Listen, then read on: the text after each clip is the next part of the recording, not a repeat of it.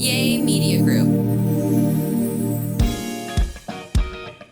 Hey guys, it's Stephanie. I'm Trey. This is your weekly dose of BS. If I look tired today, it's because I am. Here's what is going wrong in my life right now. So a few days ago, our house is like pier and beam. So we have like these vents at the bottom of our foundation that like ventilate the crawl space, whatever.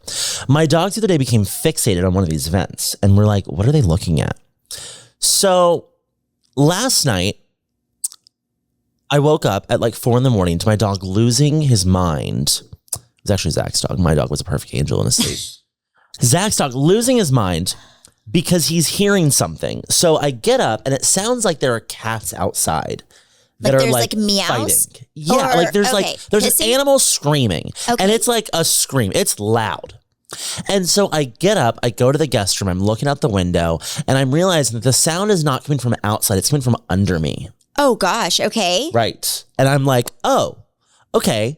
So there's something in our crawl space. So I go outside and I'm like looking at the vents and I realize that one of these vents, there is a hole that like something could crawl in there. So, obviously not my business to stick my hand in there and figure out what it is. So I go back inside and I'm listening and I'm like on ChatGPT trying to figure out what this is. It's not cats because they're not like cat screams.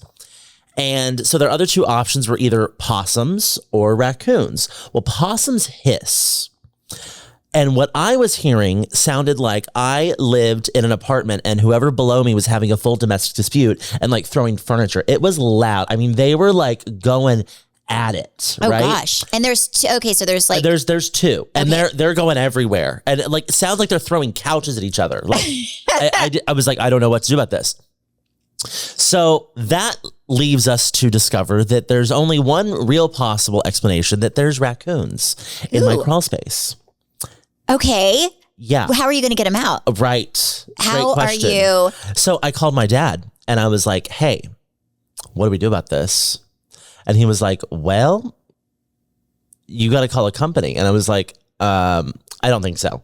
I think what I'm going to do is I'm going to put a trap down there and see if I trap it. And he was like, then what are you going to do when you trap it? And I was like, we are not there yet. Don't know. Yes, but, Trey, you're not the one. Right. So my plan right now is I am going to cover the hole. Okay. I'm going to put food down there so that, I know, because either it got out, because it stopped around like 6 a.m. So either they left. Or they fell asleep. Maybe, but like, I don't know. They were fighting. So that makes me think either there's a mom and her baby's down there and something else got in to try to like get them, or it was just two raccoons fighting for their territory. Okay, so I would call somebody. Okay, I'm going to be honest. I would call somebody. Or you get your little booty down there, crawl around. Well, I think what I'm going to do first, I'm going to put food down there and see if that food gets eaten. If the food does not get eaten, trust me, something will come and eat that food. They have vacant. Well, not if I've covered the hole. Like if they can't get back in. If they left and I put food down there and the food does not get eaten, then I know they left. So you're going to put food inside the hole. Yeah. I'm going to put food in the crawl space. Okay.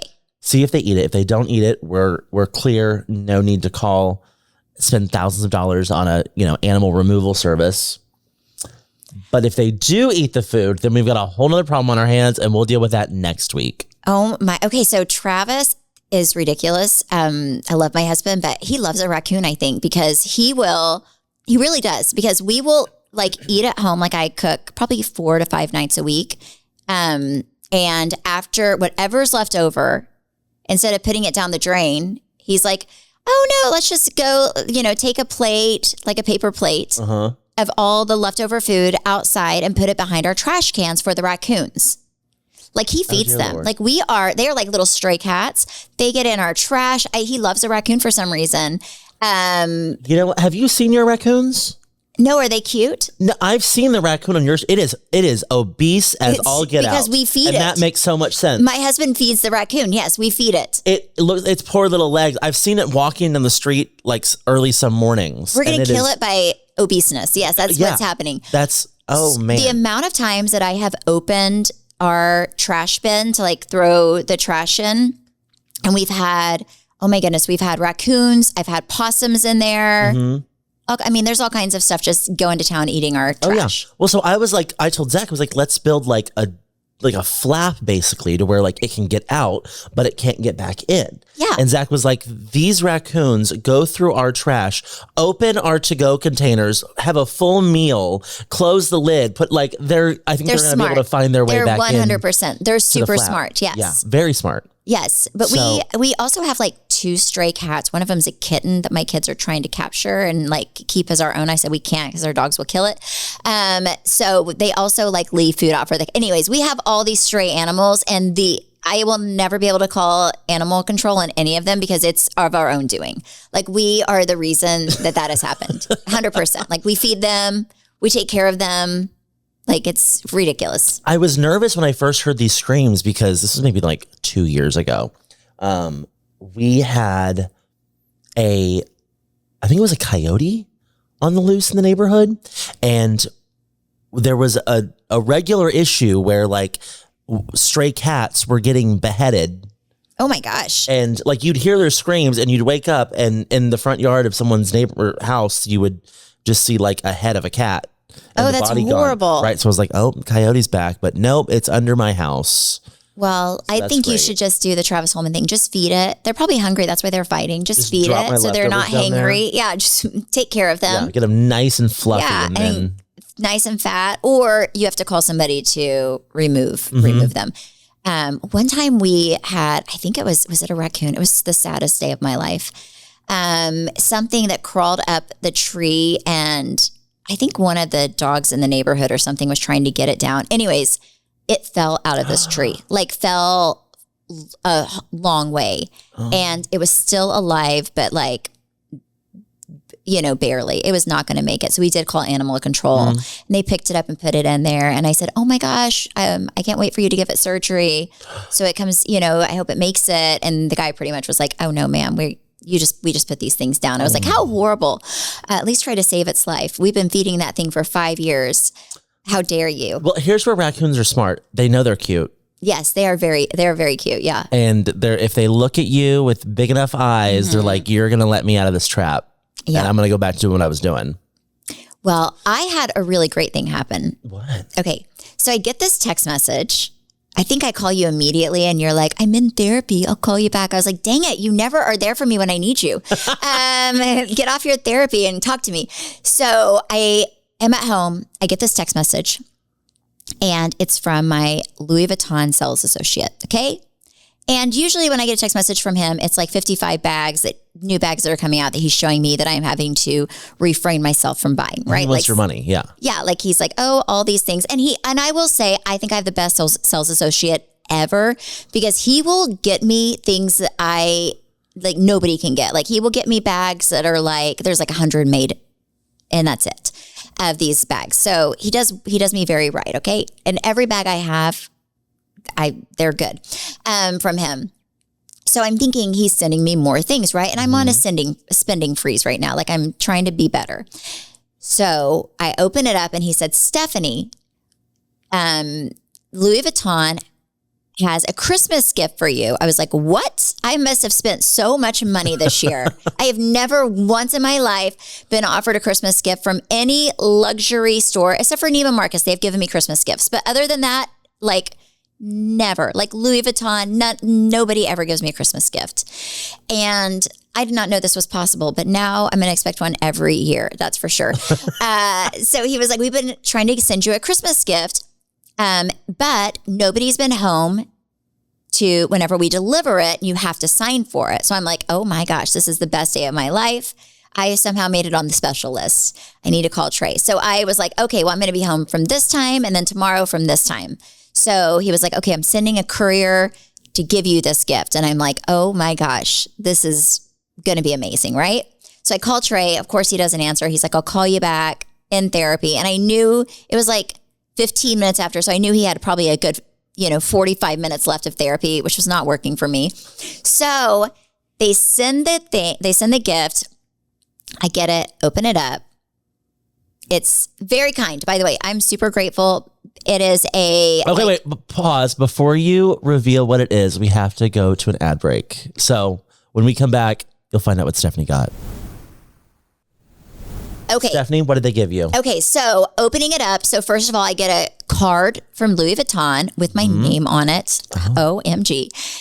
Saying Merry Christmas. Your favorite customer this year. Not really, but pretty much. And then I get like, he always, every time I buy something, he always gives me tons of like little perfume samples, which I take to Montana. I love, and I give to my boys if they're cologne. And then I got a box that was, honestly, this is what I thought I was going to get. If I'm being honest, I had a hunch that, because I've been on TikTok and I was like, oh my gosh, what if it's that like the advent calendar advent calendar that I see people get from Louis Vuitton that has like all these paper ornaments, right? And I was like, you know what? If I get it, I will be so grateful and I'll just use them next year, right? But no, it was not the advent calendar. It was, I opened it up and it was this gold notebook, Louis Vuitton notebook. Oh. And I don't know what I'm going to write in it. Like a leather notebook? Like, yeah, it's just like this like gold notebook, and it has like this little, I don't know, thing with the LV on it, like that you wrap. It's on my TikTok. It's very, very nice. Everybody on TikTok was like, they screwed you. You spent all that money and all they could give you as a notebook. And I was like, listen, do not steal my thunder. It's still a free gift. They were getting a lot of heat on TikTok because the employees get like a Christmas gift from Louis Vuitton every year. And most luxury brands and like LVMH's catalog gives their employees a gift. And Gucci gave all their employees like a really nice Gucci watch this year. Oh, that's nice. I don't remember. I don't remember which brand it was, gave everyone like a bag. Someone gave them like a luggage set. I think Chanel gave luggage to all of their employees. Oh my gosh, that's and Louis so Vuitton nice. gave their employees card holders, like $400 card holders, and people were like, "What?" Oh yeah, I think that's how much my notebook was. I kind of looked it up online, and it was, like $400 notebook. Oh, that's a lot for a notebook. Yeah, I was like, "Wow, thank you, Louis Vuitton." Well, good for you. You know, I feel like they should give their employees like scarves. You know, like kind of unisex scarves are always a good thing. Or I feel like they should give them a gift card. A gift card to Louis Vuitton? Yeah. Like they get money they get to spend on the product anyway. Like every that's true. quarter or whatever. Give them a little more. Like a little $500. No, like $5,000. What are you talking about? $5,000? Yeah, oh my gosh. absolutely. Like if corporate's giving me a gift, I know that does not cost you $5,000. That probably cost you like $300. Or they should give them something that nobody else can get. You know, kind of like exclusive, very exclusive. Like if you work here, this is what you get, and then those people could resell it for a whole lot of money. Well, no, they can't, because then they know if it ends up on eBay exactly where it came from. But that's kind of like, I remember when I was younger, I would do the Seawees, like Lululemon Seawees half marathon. And I gave that up. I was like, this body's not made for running. And whenever you did that, a lot of people would do it. It was in Vancouver, Canada. Beautiful run. I don't even know if they do it anymore, but it was a beautiful race. But if you do the race, you get special Lululemon merch that only, like, it's Seawees merch. It's only for race runners. And when I see this stuff sold online for so much freaking money, like you would spend like $60 on a pair of speed shorts, and then you would see them online selling for $500 because nobody can get them unless you are one of the few race runners. So a lot of people, I feel like, really didn't run the race. They just went and got the merch. And it wasn't even cute merch, but you bought it anyway. Like I bought one thing with a bunch of Snells on it. And I recently gave this to my cousin for her daughter. And I was like, you should sell this because it's ugly. But I bought it because I knew that I just felt like, oh, this is worth money, which is so stupid because I was never going to sell it. Right. So anyway, but I feel like Louis Vuitton should do the same thing. Every like luxury brand, because it would be easy for them. Give somebody a Christmas gift, all of your employees a Christmas gift, but in like a design that only they have. Yeah. And also give it to Stephanie. And then they can give it to me. I'll be like, I'll take that. Yes. Yep. So that was super exciting. It's probably the first and last time I ever get a gift from Louis Vuitton. Super excited. I'm like, next they're going to ask me to go to the fashion show. I feel like that's like the next step. I've been to the fashion show. How have you not been to the fashion show? I don't know. I feel like everything that I bought was under your name at one point. I feel like that's what happened to me. Yes. No, this was before you even, she used to like avoid Louis Vuitton at all cost for a while. And now she understands. Well, I don't like a lot of their stuff still to this day. Like I will never buy a monogram bag from them. I'm going to be honest. I don't love it. Well, they've definitely departed from just monogram stuff. And I only buy special items. Like I just don't like everything I buy is something that I feel like can be passed down and my kids will be like, oh my gosh, that's really cool. But I still don't love like their basic monogram. It's just not for me. I have a few of those items that I will not get rid of because my mother-in-law actually gave them to me. But it's just not my favorite. I just don't, I've never loved like monogram, like brown and, like the brown and black, whatever. First handbag Travis bought me, I still have, is from Fendi and it's monogrammed and it's like that kind of the same color palette. I just don't love that color palette. I don't love like that brown and I don't know. It's almost like army colors. I don't know. It's not my thing. I just don't love it. That's fair. Yes. But if it's pink, I will take the LV logos all over it. But I just don't like the brown. Okay. So I know you were not keeping up this season with Real Houses of Salt Lake City, but we need to discuss how this season went. And I said this at the very beginning. I think they are really up against a lot because they have had some like knockout seasons. You had like Jen Shaw going to jail. You had Monica kind of infiltrating the whole like Real Housewives system.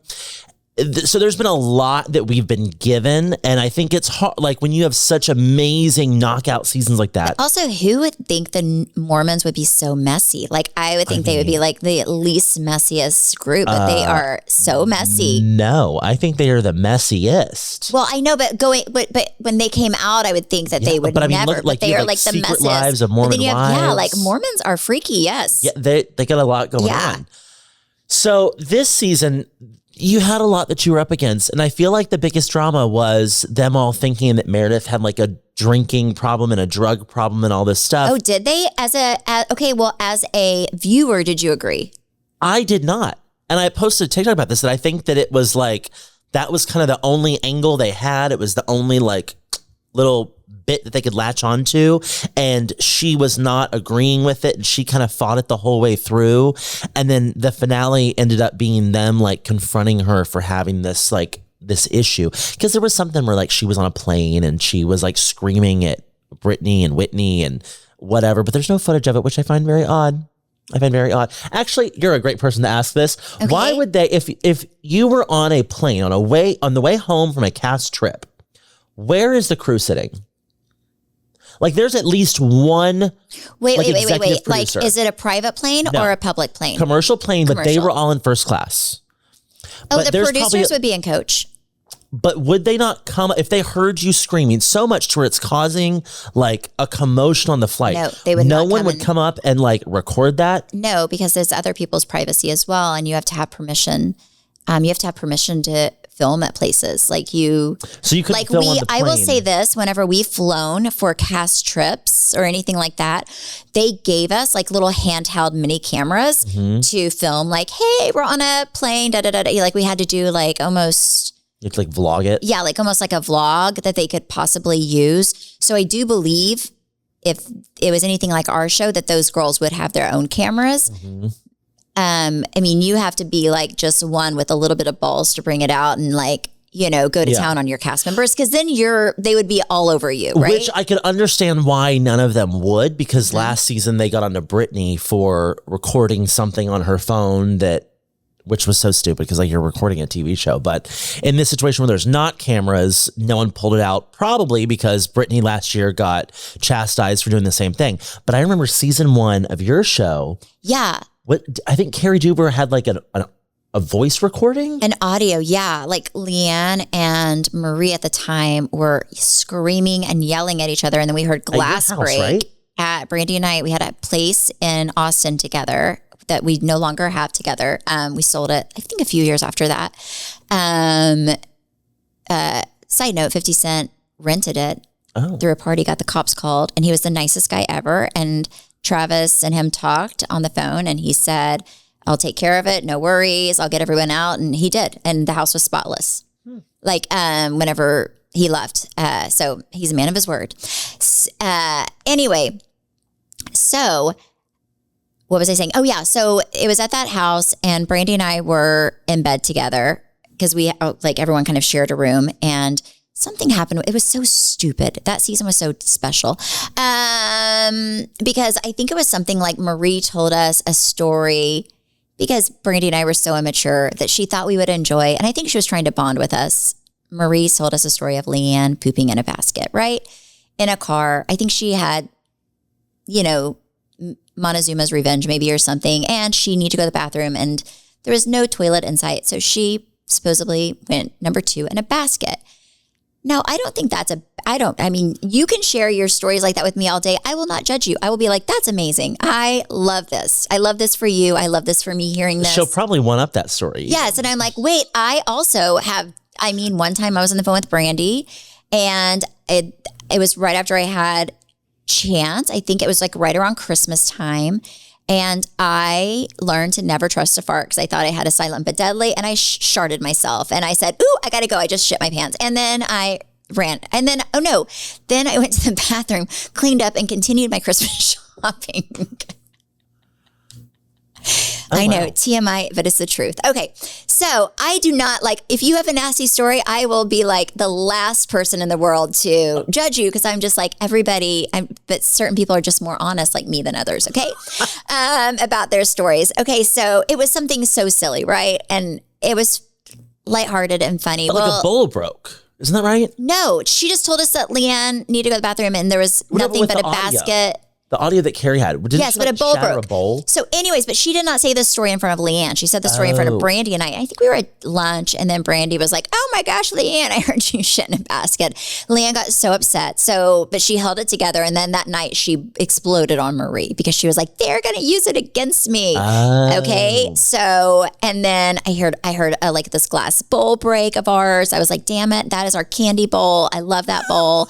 How dare you? And like, anyways, there was like some threatening going on. And Carrie Duber, Brandy, myself were in one room and Carrie was in another room and Carrie was messaging us. It was kind of terrifying. I'm going to be honest because I have never had that. Now I would be like, not think twice. Like by season 5, I'd be like, oh, this is normal. But season 1, yeah, I was kind of raised in a small town where people were somewhat normal. And I'm like, wait, this is the craziest thing I've ever seen. I've never seen this before in my entire life.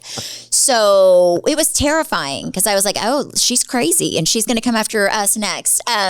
So Carrie like snuck down the stairs and so she could like hear it and she had her phone where she was recording it all. And then when it kind of de-escalated, she ran back up the stairs and then we sent it to the producers. Yeah. So that happened. But the thing is stuff always happens. Like the craziest stuff always happens when people think the cameras are down, right? When the producers leave, that's when everything happens. And then after that, they were like, okay, well, you guys have to make sure that if something happens, you bring your phones out. All right, I'm going to pause this right here. When we come back, we're going to continue talking about Salt Lake City. All right, so you think there is no footage of this plane situation then? No, I don't. And so that's a big part of, I guess, the fight the rest of these women were trying to fight is that there's all this stuff going on behind the scenes that we're not seeing, blah, blah, blah. And that's kind of how it all ended. I will say Salt Lake City this year, I feel like this year specifically became a cultural phenomenon. And I feel like it gave new life again to the Real Housewives franchise. I think that's going to be really hard because you have a lot of, I think all those women went into that finale knowing they are all coming back. All of them are coming back. And they're all doing another season, and they're all here to get their check. And Meredith just was like, not for it, because she wanted to look like she's perfect. Yeah, which I think is the hardest part honestly, about Housewives. Yeah, but honestly, like if people were saying I had a drinking and drug problem or whatever they're saying, and I didn't, I would annoy you too. I would be like, how dare you? Yeah. Like, how dare you? Because here's the deal. Like, I will say I hardly ever drink, but whenever you do a show like that, you kind of, you don't have to, but if you don't, you're just going to, you need to, like take a million like energy drinks because the hours are so long and exhausting and you're still trying to maintain your, other life. And a lot of times it's just, you're sitting there bored out of your mind it's just like, I think a lot of times you just drink out of boredom and it's a little nerve wracking because you never know who's on the hot seat or what's going to happen. So I think also you drink out of stress. Like it's just to calm your nerves. So I don't know. I kind of get why she would be annoyed if she doesn't feel like that's an honest statement. Because that would be something I'd be pissed about. Yeah, no, definitely. So I get that. I totally get that. But I think for the audience, sometimes they don't like when you don't have footage and you're talking about stuff because they don't understand it, right? Yeah. So it's all hearsay. It's a little strange to kind of go in. And I think our season 1 was a lot like that. Like there were multiple things that people fought about where there was no camera footage to back it up, right? So then it was just like he said, you're having to paint a picture for the audience. I don't know if they really like that. Well, if you watch nothing else, I need you to watch the reunion because we have, for the first time ever, Andy Cohen walks off the reunion stage. And you know how Andy hates a walk off. Oh, because he's mad or because because they're just all yelling? He was like done. Did you ever, who walked off for y'all's reunions? Never you. No, I never did. I'm trying to think of who all did. I think Cameron did before. I think Leanne did before. Did Deandra maybe? I don't think Deandra did. I don't know if Brandy did or not. I don't know, but I hate walk-offs too because one year I had Victoria's Secret fashion show right after our reunion, and it was a very tight. It was a very tight situation for me to get in and out of, and it was like my first year to be invited to the Victoria's Secret fashion show. I was super excited, and I was like, if any of these bitches walk off, I'm going to kill them. And of course, people did. I was like, God bless America. Let's just do our job so I can go do the Victoria's Secret fashion show, and it happened to be, remember, oh gosh, who's the girl who did all the spoofs, like would do all these comedy things, blonde hair, did like all the different, like Teresa and like all the impersonations. I know who you're talking you know what I'm talking about? Think of her name. I can't think of her name either, but we did a skit with her. Uh-huh. And I can't think of her name, but I'm sure most people who listen who know. Amy Phillips? I think that's who it is. So we were doing a skit beforehand, and I was like, God bless America. Like, I love her, but like we had to do this skit beforehand. I'm like, none of us are actors except for Leanne and maybe Deandra. And like, we do not like, this is going to take forever because it was acting, right? We all had our lines. I think they knew I'd be horrible. I had like one line where I just had to, somebody said poop and I started laughing. I was like, that's accurate.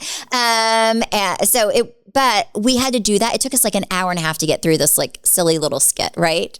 You can find it online, I'm sure. It's like the Real Housewives of Dallas reunion skit with Amy Phillips. But yes, so they do. It takes forever, but walk-offs are horrible. And I see why Andy doesn't like them because it's a long day and it just makes it 10 times longer. Mm-hmm. Yeah. Now I get it. Something you need to watch if you haven't already watched it is what is it called? No. Members Only. Members Only Palm Beach reminds me a lot of Real Housewives of Dallas in the sense that like season 1, I feel like the whole rhetoric was like, you have to fit into society. And that's very much what this show is. So it will probably give you PTSD, yes, you know why we did that season 1? And you know why Potomac was so focused on etiquette? Why? Did I ever tell you this? Oh, wait. Is this because the ladies of Dallas thing? I think it was supposed to be kind of a twist on like Ladies of London. They were kind of wanting to bring it into the States. So I think at one point we're going to be Ladies of Dallas. Can you imagine us being ladies? And then the other thing that they were looking at, which I didn't realize until an executive at Bravo told me this, is they were also looking season 1, at least for our show, it was going to be called the Have and Have Nots. Mm-hmm. Which I was like, that's a horrible title and like a horrible angle too, right? Like I did not like that. And then there was another, like whenever they would put a sign out, whenever we're filming, they would have a sign out saying what they're filming. And it was like a running title of How to Make It in Dallas, which Travis thought was the funniest thing ever. Cause he's like, wait, none of you all have a job pretty much. And like How to Make It in Dallas, just marry. So yeah, but yeah, at one point we were supposed to, that's kind of what they were hoping for, was kind of a Ladies of London vibe. And then. So that was going to be Potomac as well? I think for both of us. Yeah. From what I've gathered, they were kind of looking at doing that with different cities. And I think Potomac was kind of, if I'm not now watch Potomac, be like, bitch, you don't know what you're talking about. But that's what I've heard from producers. Potomac came out at the same time as y'all, right? Yes, we were at the exact same time. Yeah. Okay. And then Salt Lake was like 4 years after. I think so. Yes. And then whenever we did our title shoot, we showed up to this warehouse in Dallas to do it. And Married to Medicine, Houston. All the girls were there, and they were also doing their title shoot. And when I say they did not like each other, they did not like they were. I feel like they had a lot of bickering from the show, so it was very awkward. I don't think we liked each other that much either, but we were just so excited to be there. It was very exciting. I remember, Travis, you have to send producers. You have to send Bravo different dresses, and we were doing a commercial too, which was such a big deal, right? And so I went to. I think that was one of Bravo's best commercials they've done. It was fantastic. The oil rig one? Yeah, it was a really great commercial. But we have to buy our own dresses and we have to send them things. So I went to like Alexander McQueen and sent them a few dresses from there because they wanted more gowns. They wanted gowns, and then I went to Dior and just tried a few dresses on. And one of the dresses I tried on is this red gown from Dior, right? And it was like for the time, for me, it's still to this day, I think it was very expensive. I can't remember how much it was, but I remember it being the most expensive dress I've ever bought in my life, including probably my wedding dress. Okay. And then I would say it's still probably one of the most expensive dresses you've I don't bought. even know how much it was. I have no idea. I think I have a number in my head. You do? Okay, so you probably know more than me. I have no idea. I just know it was like the same dress Rihanna wore on that like commercial of theirs. Like she was like running through Versailles in this red gown. And I was like, wow, this is the only thing I'll ever have in common with Rihanna because she's so fabulous. I think aside from that dress that we stole, Jennifer Aniston, this is definitely your most expensive. Yeah. So they call and they're like, okay, we picked the red dress from Dior. And I was like, oh Lord, now we have to buy it. So we bought it. They took it in a little bit, but the back was beautiful. Like the back was out. And then I get a call from because even though you have your own dress, they also have like a fashion like expert there or whatever, like a stylist there. She was like, I have something to tell you and you may or may not like it. And I said, okay, what? And she said, you have this beautiful dress and they want one of y'all to wear cowboy boots and yours is the only dress that makes sense because it's flowy and it kind of goes up a little bit. So I had to wear freaking brown cowboy boots with my gorgeous Dior gown. But anyways, I digress. So I remember having this Dior like garment bag when we're going into hair and makeup, right? And putting it in the little dressing room with everyone getting ready. And then one of the cast members, I remember her being like, kind of complaining about like these rich bitches or something like that because we were, because I had a designer dress and I was like, wait, this is like one of the few expensive things. Like at that time I was a Lululemon girl. She was saying this like to everyone, like very loudly? Like as soon as I walked out of the room, she was like to her other friend, like. I could only imagine who that was. Yes. I was like, what in the world? Just be happy for a girl. I was so excited about that dress and anyways, kind of funny. But then you had to like wear it through the dirt, right? Yeah, I mean, it was not the same after. Yeah, like they had this fake dirt we had to walk through, and I'm super grateful for the experience, and it was well worth the perfection of the dress being altered at the end. But that's a dress I will never get rid of. Well, and if you watch, she actually wore that dress also again season 2, and then I think she also wore it season 3. We tried to fit it in everywhere we could just to make sure you got your money worth. Such a good dress. Such a good dress. I love that dress. Thank you guys so much for listening and supporting. You can follow me at Steph Holman on Instagram, Facebook, and TikTok. You can follow me at Trey_Stewart. You can follow our podcast at BS the Podcast. You can watch us on YouTube at Weekly Dose of BS. Bye.